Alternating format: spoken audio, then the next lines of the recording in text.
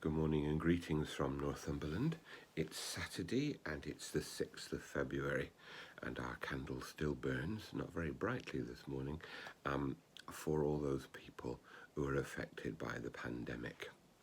I've rather fallen into the habit of giving you a daily weather report, but I have to say that I am nearly defeated. I'm nearly defeated by an inability to find adjectives which describe day by day the damp, the wind, and the absolute dreariness of the weather at the moment. It's been a really long spell of wet weather over a number of weeks, and we're thoroughly waterlogged up here on the north coast of Northumberland, the northeast coast. That's just an update on where we are. But today, actually, I want to concentrate on an update of how things are going in our benefice. And I apologise to those of you who watch this from outside the benefice, but it's important to say these things. We've consulted this week, and we have taken the decision that our aim for a proper reopening should be for Holy Week and Easter. It's been a very difficult decision, I think, for us to take, although there have been hardly any voices that have suggested we do anything earlier than that.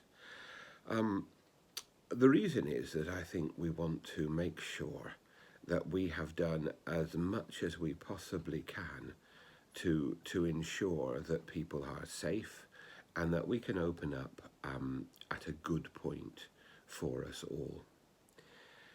I'm desperately sorry about this. I really am. It's hard to explain how I feel about all this, but I still think that this is the right decision. I'm desperately sorry for two reasons, because of everything I believe about the way in which faith works. And our gathering together on a Sunday and at other times to celebrate the Eucharist seems to me that it has two important points. First of all, there is the sense of human fellowship. Before we celebrate the Eucharist, we share the peace, not nowadays by shaking hands or giving each other a hug, but by giving each other a nod and a smile. We indicate that we are people who are in fellowship with one another and that we love one another. And one of the great losses of the lockdowns through this pandemic in the last 10 or 11 months has been the way in which we have lost that ability to be alongside each other in a physical way. We are physical people, and Zoom and films and telephone calls, wonderful though they are, don't quite match that. And I miss desperately being able to be alongside someone, to take their arm, to hold their hand, to have that sort of contact that builds relationships between us. And it's been a desperate time in that respect. And I'm sure that many of the mental health issues that we read about in our communities at this time result from that lack of contact. It allows people to sink into themselves, and I know that for some people it has caused a real diminishing of their lives. I'm lucky to live with two other people, so there is still that daily getting together and that daily interaction. But for some people, that contact has been lost for so long. So I'm desperately sorry that part of our church life is reduced. I'm also desperately sorry because for me, for my life, the Eucharist has been at the centre of my way of worshipping.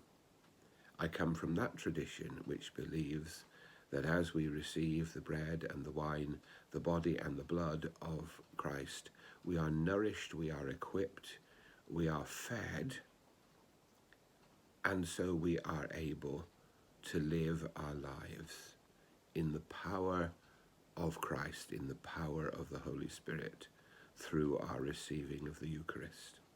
Again, I'm fortunate that week by week I'm able to receive the Eucharist as I preside and film the service for the rest of the benefice. But I'm I'm very, very conscious of that, first of all, that privilege, but also the sadness of that Eucharistic fast. And that is why I really am determined that we should be able to open at Easter, so that as we celebrate the Eucharist, the death and resurrection of Christ in each Eucharist, so we can focus it in our celebration of the death and resurrection of Christ at Easter. We are diminished as a Christian community by not being able to share in the Eucharistic bread and in the Eucharistic wine the body and blood of Christ. I believe this to the depths of my heart. And so I believe that whatever we've done, and many people have been very kind about the services that have been filmed and shared, and we're hoping during Lent, and I'll say more about this next week, to have a Zoom service for the whole deanery every Wednesday where we can come together. However good these things are, they do not replace what is at the centre of our Christian lives, at the centre of our worshipping lives, and at the centre of the lives of the churches in our benefice, which is coming together.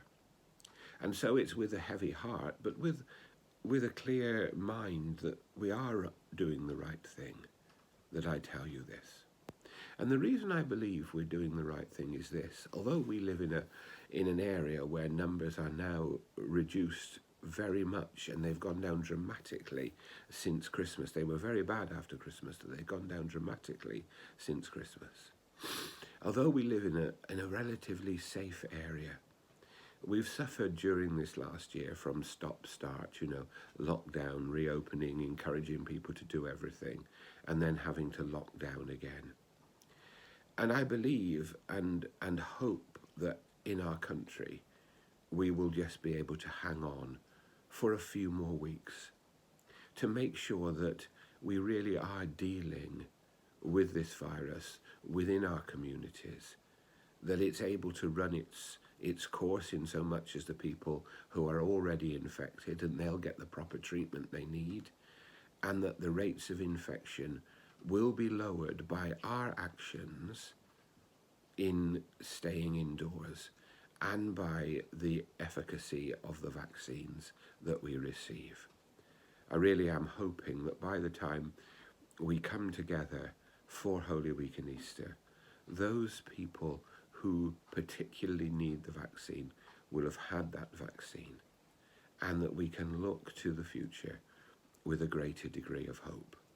So it is for us a resolve to do our very best to help things move forward. And so I share this news with sadness, but also with the knowledge that most people in our churches agree with this message, and that by doing this, we can contribute to the well-being of our communities and our country.